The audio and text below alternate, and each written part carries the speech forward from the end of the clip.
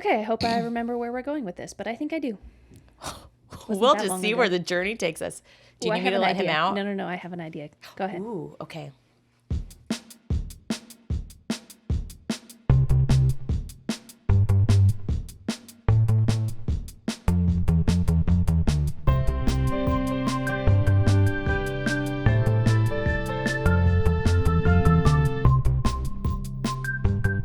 Hello, welcome to Living Box Free. I'm Becky Ford. And I'm Ashleyne Seitz. Today we're going to talk about language. Good language. Bad language. Bad, yes. Honest and clear communication is key to success at work and in relationships. But we also don't want to be jerks or come off as being a jerk, which means that we sometimes try to downplay or be less intense with how we speak.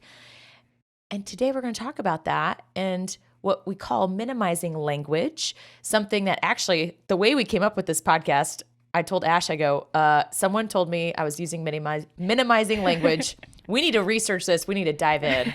And here we are. Know what to do about it. Know what to do. So we're going to all, since this sprung up as some self-awareness, we're all going to become more self-aware. Learn about it together. About the language we use. Yes. First, what's on the rise for you this week, Ash? Whew. Well, my best friend is getting married in May. Woohoo! And we've started a little late. We've started the bridal shower, bachelorette, those kinds of plans. And yeah, I seem to be sort of in charge, but I've started calling the other bridesmaids and been like, okay, I need some help. Welcome to being the maid of honor. Yes. Yeah, it's delightful. Yes. You're like, if I book this Airbnb, will you guys all show up? Right, exactly. Like, will you book plane tickets? Where are you going? Will you pay me? Springfield, Massachusetts. Ooh. Mm-hmm. Yeah. So, very close to Vegas. It's like the second hot spot, basically, right? Yeah. Basically. Well, she's getting married in Springfield, and most of us can't make another trip. Mm-hmm. So I don't know about the bridal shower. We still have to sort that out. But the actual bachelorette, I think, will be like the night before. Yeah. Because we don't have time. We gotta cram it all in. That'll be fun. Yeah, it will be very fun once I get there. Yes. And get to celebrate with her. But I feel like the weeks leading up to it, I'm like, so many details. Anyway, what's on the rise for you? Nothing like event planning in your personal life. Yeah, exactly. Yeah. What's on the rise for me today? Taco costumes. Today's the last day of our open workout. Taco costumes. Yeah. I know we talked about the CrossFit Open on our Whoop podcast last. We have teams. My team is called, actually, Ash, we just put you on our team. You did? You're on our team. Oh, I didn't know I was on a team. Well, you are now. Okay. Made for Tacos. That's our team. And our team captain dropped off. We have multiple taco costumes. Yeah. I did a muscle up in one. Ash got a video of me. Yes. Follow us on social media. We'll put that on our story. If you're feeling fluffy, wear a taco costume because all you see is your arms and legs. I'm like, my calves look great. Yeah. They look so slim. I can just eat all the tacos I want. You won't know this taco costume.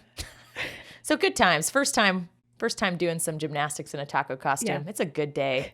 Which, by the way, we're on the Rise group on Instagram, in case you're wondering. Go follow us. Yes. Yeah, because this podcast is brought to you by On the Rise group. Yep. So it's a good group. Yeah. That's our group. That is our group, On the Rise. Oh, gosh. Let's talk about minimizing language. Okay, but first, I had this idea right before we started. Perfect. So in a couple of recent episodes only, Becky has started letting her dog Asher stay in the room while we podcast. And he's real chill, surprisingly. But every once in a while, when I'm going back and editing the podcast, I'm like, oh, you can hear him. There he is. What's he doing? Just like, yeah, grumbles. or he shakes his head and, his collar jingles or whatever. So I think that our listeners, if you are a real good listener and you hear Asher, you should message us the timestamp that you hear him, and we will give you a prize. I love it. All right. Now we got to make him move if he doesn't move at all during this. This is his natural habitat, by the way. Just my office. In general, in the future. Okay, not perfect. In all future episodes. Okay. And I will go back and make sure that you are correct, that it is indeed Asher and not me just falling off my chair. Yes. And then if you are correct, we will give you a prize. P.S. I did not name my dog after Ash. Someone asked that actually. And it was, Tiffany we've asked never that made last that week, yeah. connection. No. I've never even thought of that. I mean, I have thought about it because every once in a while when you call him, I'm like, I'm right here. Oh, that's epic. That didn't even dawn on me until That's funny. Tiffany was here. However, maybe it was just like, it was symbolic. Yeah. It's like someday you'll be friends with Someday. an Asher minus the ER. Ash. It happened. Here we are. Anyway, let's talk about minimizing language. Let's do that. All right. So I'll give you the outline here. We're going to define minimizing language. Great. Becky kind of did that in our intro, but we'll dig into it a little bit. And then we'll talk about why we do it, because the motivation is important to understand. We'll talk about what is the result. So what happens when we use minimizing language, and then what do we do about it? And under that category, there are 2 steps: awareness and action. Boom, boom. Ba-ba-da-da. Okay, so minimizing language. What is it? Becky kind of talked about it already, but it's words or phrases that imply uncertainty or lack of confidence. I'm sure you could draw that out in many different directions and add ideas onto that, but that's the basic concept. And I feel like this is the place for us to put the big caveat, which is there is always a place to be uncertain. There's always a place to lack confidence, and be honest about that. Yeah. However, we're talking about places or situations in which you want to project confidence. It's helpful to project confidence and honesty and courage and certainty, often in the workplace, sometimes family situations. So we're talking about when you don't want to be seen as smaller or less certain than you are, and you use language that still somehow makes you seem smaller and more uncertain than you are. I'm so glad that you set that foundation, because that is so important. And examples that I think of in the workplace, especially when it comes to like trainings or virtual, like how do we do this? That's what I've been doing for 2 years. And there's a lot of people out there who are great at that. There's also a lot of people who aren't so great at that. And you can be really confident, but depending on the audience, there are some times at the workplace where I'm like, ooh, this person's ranked way above me. Mm-hmm. I'm very confident we should not do a 5-hour Zoom call. However, the way I pitch that, because I feel like I'm less than them, and this is all, the subconscious, right? I'll be like, well, I feel like maybe people might not want to sit for 5 hours behind a camera, and people are in different time zones. Yeah. So to Ash's point, there are times when you are uncertain. Man, CrossFit gym. Should I do this weight? I really don't know. So it's okay to use that language sometimes, but there are other times where we are very confident, but downplay ourselves, because for me personally, it's usually the authority, and like they're ranked way higher than me. Yep. I don't want them to think I'm like some little know-it-all jerk that's telling them we have to do this, but there's still a way to communicate it without being a jerk or a know-it-all and being confident. Yeah. And we'll dive into that. Yeah. And you just used some great examples, but other examples would be kind of, or kinda. My lead pastor says kinda in his sermons all the time. And I don't think it's purposeful. Like, I don't think he's trying to soften what he has to say. I think it's just automatic. It just comes out of his mouth. And sometimes those are filler words. We talked about this the other day. Yeah. They're filler words that you're not even trying to minimize yourself. You're thinking. You're just processing, Yes. and those things come out. A little bit. I'm feeling a little bit uncertain. I'm feeling a little bit angry or frustrated. Are you feeling a little bit frustrated, or are you just feeling frustrated? Yep. Let's be honest here. Let's talk about it.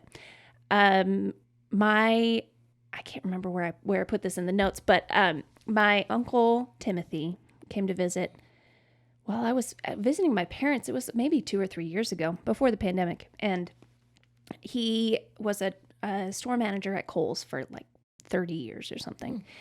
And he had gone through apparently a lot of different leadership trainings and things. And he was talking to me one time, and he pointed out that I say, "Does that make sense?"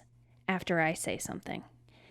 And he said, "Did you know that a lot of women tend to ask if something makes sense at the end, because you want verbal buy-in to make sure that people did understand you and you feel confident once people said they understood you? And I was like, no, I didn't. And he said, well, you do it a lot. Like, okay, Uncle T, all thanks. right. Giving some feedback. Yeah, it was funny. I mean, I just hadn't thought about it, but yeah, Yeah. I tend to ask, does that make sense? Are you on board with me? And that's both out of my own lack of confidence, but also trying to come across as like, oh, am I? I don't know. Are you on board? Yeah. So those are some examples. I was hopeful that we could come up with some examples that we each use. And you did one earlier when we were setting up for this podcast, and now I can't remember it. But there is one that you say a lot, Yes. which is, I know what I say a lot because just go ahead. I have caught myself so many times now saying, I feel like. Yes. I say that a ton, and now it sticks out like a sore thumb, and I'm like, wow, how often do I say this? The awareness has started to be there for me. Yeah. However, the action of eliminating it, Yes. not so much. Yes. It's hard when you've been doing it for a long time. Yeah. So for me, that's my number one that I've heard is I feel like. Yes. I do at times say you know what I mean, at the end. So similar to what you were talking about. Yeah. The other one that you use frequently is like a preamble to whatever you're going to say, which automatically dismisses what you're going to say already. So it might sound silly, but this is what I do. Yes. So you're dismissing the validity of what you're about to say before you've even said it, which is unfortunate because you have great things to say. I try. Great things. I try. I do. That is not minimizing. Ash already gave one of hers. I only heard you say, I feel like the other day in the gym because I am aware of 'Cause that you're thinking with about it, myself. And there's nothing else that I pulled out listening to you. I'd have to like go back and listen to podcasts and see, I do. see what's there. I also, because I've been thinking about this week, I do say I don't know or I don't know at the beginning of a know. phrase. It's kind of the same as your dismissing. I'm like, I don't know. I think this. Oh, yeah. And it's That's a sort of good my way example. of saying, I'm not 100% confident in this, but here it is. Yeah. Which I could just say, I'm not 100% confident, but this is what I think. Yep. Instead of, I don't know. This week, Yeah. you obviously, you've got a couple phrases. Yes. Have you eliminated them? What does that look like for you? Or is it more No. just like noticing it? So far, it's just been noticing. Yes, me too. Yeah.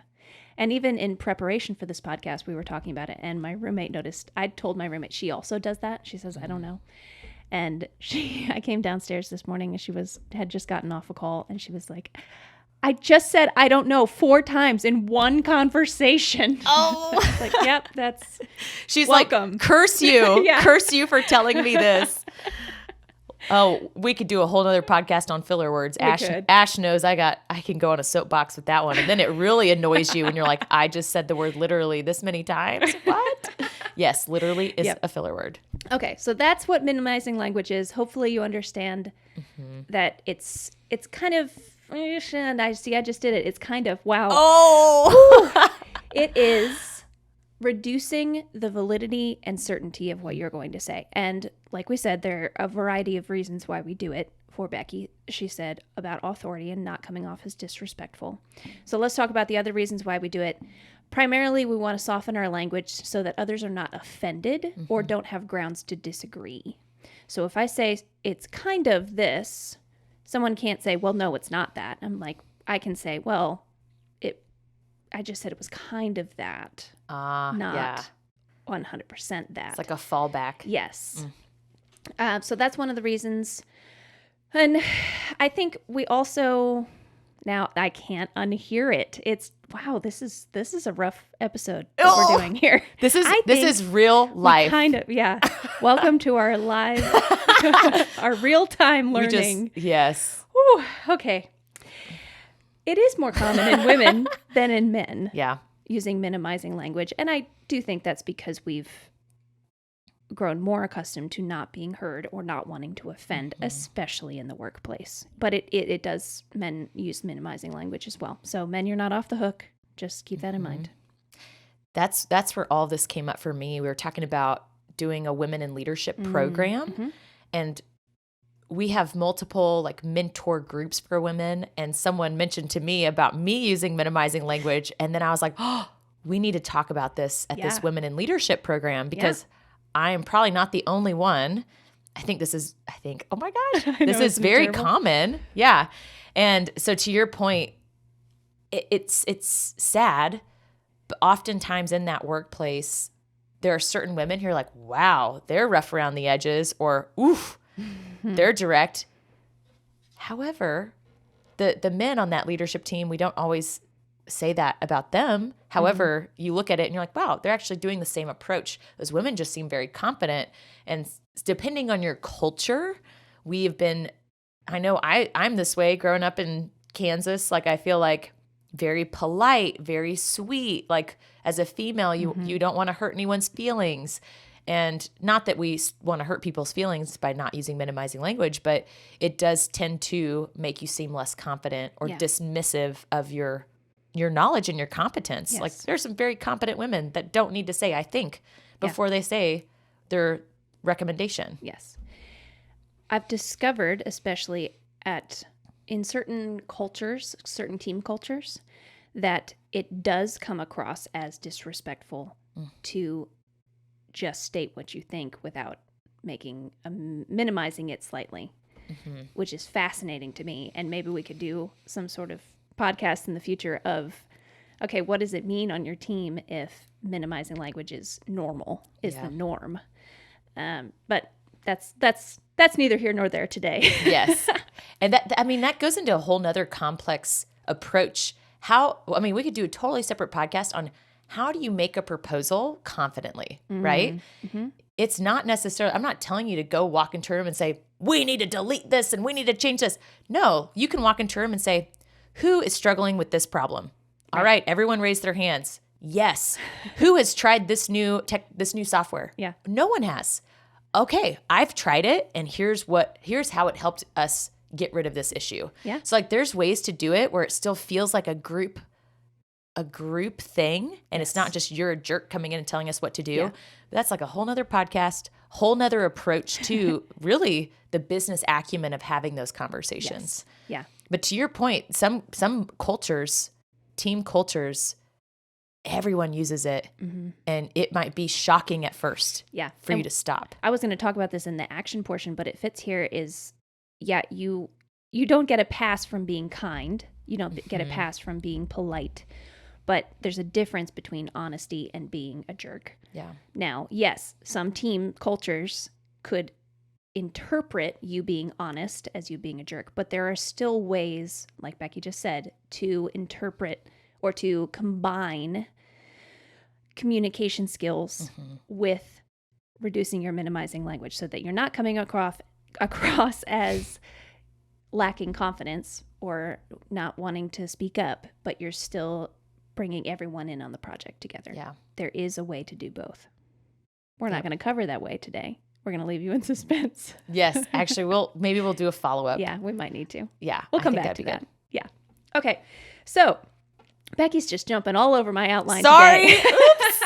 It's fine. It's Ash, all good. before this, full transparency, Ash goes, do you want to look at the outline? I go, no, let's just go. It's great. So I'm I love messing it. with her. It's all good. Okay, so what happens when you use minimizing language? We just talked about this a little bit, but the main outcome is that we make ourselves seem small, insignificant, uncertain, or powerless. That's what we do when we basically underline what we say and say, I don't know about this. Maybe, sort like of. an asterisk. Yeah. Yeah. Yes, exactly.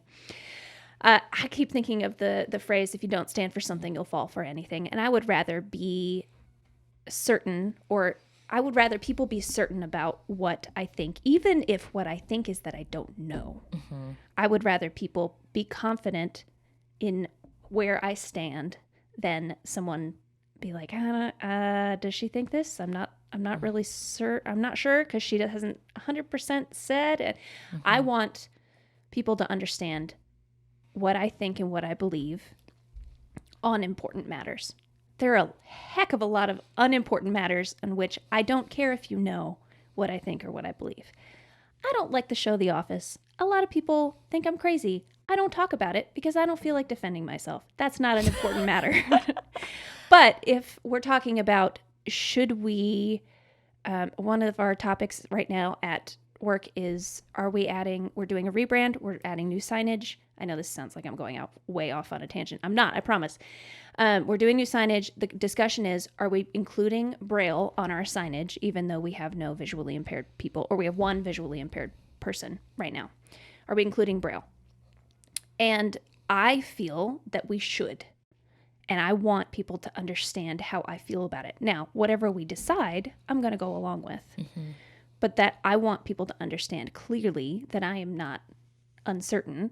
I am not minimizing myself. I, having done some research, believe that this is a good idea. Yep. And so, yeah, I think it's, what am I trying to say? Now that I'm thinking about my minimizing language, I'm having trouble forming full thoughts. You're welcome, guys. Hardest podcast ever. It's a good time. Basically, what I'm saying is I want people to understand where I'm coming from. Mm-hmm. And the best way to do that is communicate clearly, kindly, politely, courageously. I think Tiffany's episode last week was an amazing example of communicating honestly and courageously, but she also wasn't a jerk. Yeah. You know, she said where she's been. She told her story. She didn't make it easier than it was, but she also was very clear and very kind in what she talked about. And it was inspiring to me. Yes. It was, that was one of my favorite ones we've done in a while too. Yeah. Go back and listen if you haven't. Go back and listen. Yes.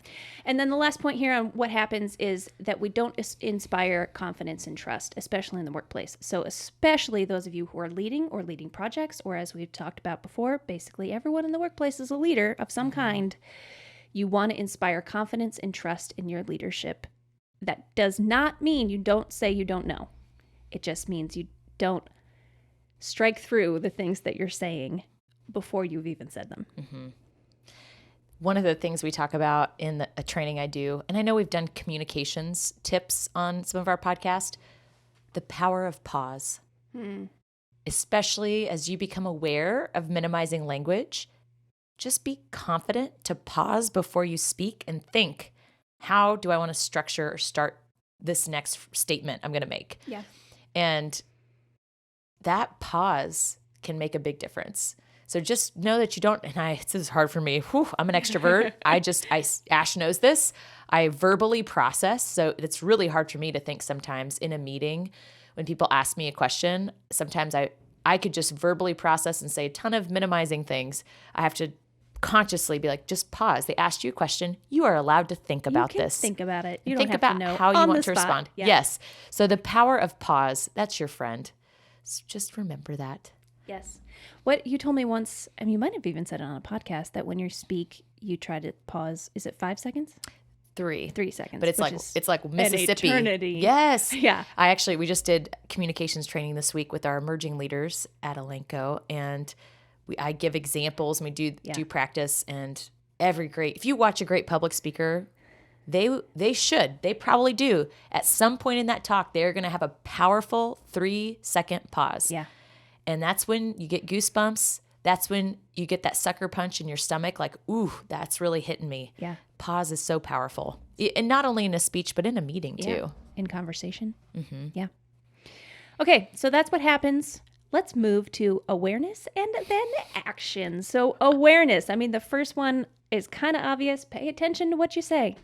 That is challenging. So maybe just do it for a few minutes at a time. Mm-hmm. This episode has been a great example of us paying attention to what we say. It's been unpleasant and I would like to stop.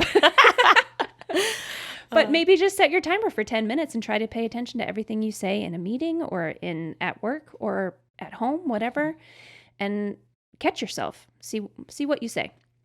So that's number 1. Number 2, when you find yourself using minimizing language, write it down because it's really easy. Even I did this. Becky said something right before we started and I was like, ooh, I'm going to call her out on that. And then it's gone. So it's not helpful if you're aware of it, but then you can't remember what it is. Notice what minimizing language the people around you use. This is number 3, because remember, you become like the 5 people you spend the most time with. 5 people, right? Is that, I think it's 5. It's either 5 or 7. I can't remember. You become the people you spend the most time around. It's 5. We're going to go with 5. So I could tell that because maybe not even because, but I say I don't know a lot in conversation as a filler and buying myself time and making sure I'm not coming across too strong. I know that my roommate does it too, and pointed it out. So did it come from one of us or the other one? Who knows? But you can sometimes tell what you say based on the people around you, because we do pick up on each other's language. And then, ask yourself, do I say that? Number 4, ask your friends kindly to point out when you use minimizing language. Well, ask them kindly, but ask them also to point it out kindly. So they're not like, you idiot, you keep saying this. Yeah. This is probably the most helpful one for me. However, it is the one that can sting the most. And you're like, dang it. Oh. Tristan is the one that first told me, I say, he's someone who recognized, I say, I feel like, and he notices it and he'll call me out. I'm like, ah. Yeah. And then it's really helped me be aware though. So it is super helpful because it's like filler words. You say so, like, now, literally, and you don't even know you say it. Yep. It's, for some of us, minimizing language is just ingrained in the way we talk. Yeah. So those are the 4 awareness steps. Pay attention, write them down, notice what minimizing language people around you use, and then ask your friends, your family, coworkers. Be really brave if you ask your coworkers. That would be fun. Yeah. I don't know what my coworkers That would be good say. for your team culture, probably. Yeah, it would be interesting. Yeah. Because then it's a more shared concept as opposed to, oh, hi, I'm working on this thing. Yeah. And it's my problem. Yeah. Great idea. Okay, action. Now we know. What do we do about it? This is where Ash and I are. This is where we are. We know we are failing. We are struggling. What next? I think the first major thing, yes, I just did it again. Oh! The first major thing that I think of is what I was trying to say, is ask yourself why you need those fillers. And I think in each situation, it can be different, because at work, I might be trying to avoid sounding disrespectful, sounding abrasive, hostile. In a friend situation, I might be trying not to hurt their feelings. It can be different based on your situation. So your particular motivation behind using a term or a phrase can help you learn what you need to do in order to minimize the minimizing language, to eliminate it. So one option is to eliminate it entirely. It probably would be good for me to stop saying I feel just at the beginning of my sentences as well. Just eliminate it altogether, because it's not that helpful, because usually when I say I feel, I'm actually describing what I think. Yes. Me too. Not what I feel. So that's an option, eliminate it entirely. Next option, moderate your use. I mean, there are times when saying I feel is okay, and in casual conversation, probably not a big deal. Do I want to say it at work? No, not really. So moderate your use. Next option is replace it with something that communicates what you're actually feeling and trying to get across. I can't even think of an example of this because I'm not good at it yet. Well, I did say, instead of saying I don't know, I could say I'm not 100% confident on this. Yeah, that was a good example. And I would like to reserve the right to go back on it, but this is what I think right now. And it comes across as less wishy-washy and less uncertain than, I don't know, well, here's what I think. So that's an option. You can replace it. And then figure out why you're doing it and say, am I trying not to offend? Do I not feel confident? Figure out what the feeling is behind it. I'm trying not to be misunderstood. And then ask yourself, do I want to continue to come across that way? And am I communicating what I want to communicate? So I could be in a work situation and say, I'm softening my language because I don't want to be considered disrespectful or aggressive. And then I get to think about, Is that what's actually come across? Are people hearing me as not being disrespectful and not being aggressive? Or are they hearing me as uncertain, not confident? And how do I want to actually come across? And is there a way, like Becky said, to kind of do both and say, I can communicate clearly and honestly and courageously without minimizing myself, but also come across the way I want to, which is without disrespect, without aggression. I don't know what that way is yet. Yes, you're just making me think a lot, specifically about the workplace. That's a place where I know personally I don't want to offend. I don't want to hurt people's feelings. I've got authority to figure out and like respect for authority. There are teams, and I do it so well, and it goes back to your team culture. They can say confidently, here's my recommendation, here's my opinion, here's why. And someone can disagree with them, and you have this great dialogue because there's such a respect. And then the other person who confidently made a proposal could change their mind or say, oh my gosh, let's take this piece of yours and this piece of mine and put them together. And a lot of this, I know you mentioned like asking a coworker for accountability. If this is something that you do a lot in the workplace, talking about it as a team could be one of the most helpful actions you can take, because then you can confidently come in more with your language, but knowing that, okay, everyone, like we're trying to get rid of this minimizing language. I'm going to confidently share with you what I think and my proposals and recommendations, and we can disagree. We can disagree. That's a good thing. Yeah. We can have dialogue about that. Yeah. And if I disagree with your proposal, let's talk about it. And it's not that I don't like Ash, because that's something I remember. There was a situation, it's like 2016, and there was someone on a team with me, and I didn't agree with the pitch she was making to approach a certain project, and it really hurt her feelings. I didn't find out until after the meeting. And I was just like, oh, well, I didn't think that was the best route, and here's the other route, and you didn't say anything else. That team, we didn't have the trust built to have that conflict and disagree. And that's why it caused, then I felt like I was walking on eggshells after that. I'm sure I used so much minimizing language after that because I was so afraid I'd hurt her feelings if I disagreed with her. So those are just, once again, this is a great thing to do individually. There's so much power bringing this to your group, whether it's friends or your team members. Disagreeing in conflict is a good thing. And it's about the betterment of the mission. Yeah. It's not like about, I don't like this person on my team. Yeah. Yeah. I went on another soapbox. No, I loved it. It was a great soapbox. Very beautiful. Okay, so that's the first step of action, is ask yourself why you're using that particular phrase, and then what do you need to do about that? Is it accomplishing what you want to communicate? If so, then leave it. If it's not, then do you need to eliminate it? Do you need to moderate your use? Do you need to replace it? So assessing your motivation and then figuring it out from there. One key thing that this made me think of in memory, the concept of human memory and how it works. If you want to change a habit, or you want to remember something that you consistently don't remember, you go back to the beginning and try again. So it sounds kind of absurd, but it works. If you, let's say you want to remember to turn the kitchen lights off before you leave the house. You leave the house, you get into your car, you're like, oh, I didn't turn off the kitchen lights. So you don't just go in and turn off the lights and then go back out to your car. You go in, you start the whole process over again. So back up a few steps to take off your coat, put your shoes off, take your shoes off, put your coat back on, put your shoes back on, turn out the kitchen lights and go out to your car. It takes longer, but it's actually going to change, because next time you put your shoes on, you'll think, what's the next step? It's turning out the lights. That's beautiful. Rewiring your brain. Rewiring your brain.